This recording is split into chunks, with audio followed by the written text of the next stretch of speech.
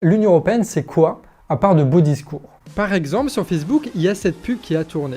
La Commission européenne est en faveur évidemment de l'agriculture bio et évidemment de la bouffe saine. Et quel clip, il est incroyable, comment est-ce qu'on peut pas être convaincu par ça? Des beaux discours, des beaux clips qui font jeunes et dynamiques, mais derrière, il n'y a rien. Absolument rien, et tout le monde s'en rend compte. Au final, si on est pour l'Europe, c'est juste pour des raisons quasiment de slogan. On est pour l'Europe parce qu'on est pour la paix, parce qu'on est pour les machins. Ça va jamais, en général, plus loin que ça. L'Union européenne, c'est avant tout des traités libéraux de libre-échange qui mettent en concurrence toutes les nations entre elles, les travailleurs entre elles, et qui imposent des choses totalement antidémocratiques, qui nous laissent totalement à nu face au marché financier, face au marché en général. Ils ne parlent pas de la présence des paradis fiscaux à l'intérieur de l'Union européenne, ils ne parlent pas des grandes migrations intra-européennes parce qu'il n'y a plus de boulot dans certains pays à cause de l'Union européenne. D'où le fait que l'Union européenne, c'est une vraie fabrique à slogans, tu sais. L'Europe, c'est la paix, l'Europe, c'est social, l'Europe, c'est la coopération, c'est l'écologie, c'est machin. Ils ne parlent qu'avec des idées, c'est pour ça qu'ils ne valorisent que des idées. Ils n'ont rien d'autre sur la table, ils n'ont rien d'autre à proposer.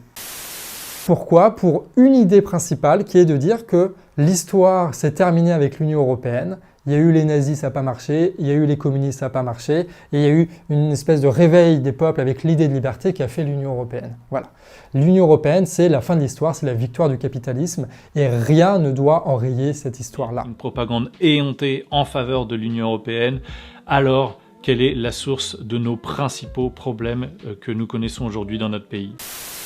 On ne peut pas changer de politique économique au sein de l'Union européenne. C'est rigoureusement impossible, parce que vous avez l'euro et parce que vous avez le marché unique européen. On ne peut pas lutter contre l'évasion fiscale dans l'Union européenne parce que c'est elle qui permet la libre circulation des capitaux. On ne peut pas non plus relocaliser les productions au sein de notre pays parce que le marché unique européen consacre le libre-échange. On ne peut pas non plus donner des moyens supplémentaires à nos services publics essentiels. J'y reviens toujours, l'éducation, la police, la justice, la santé, les pompiers, etc., etc., parce que l'euro nous condamne à faire des politiques d'austérité. Ce qu'il faut bien comprendre, c'est que la droite et la gauche de gouvernement, depuis 40 ans, ont totalement renoncé à réguler l'économie.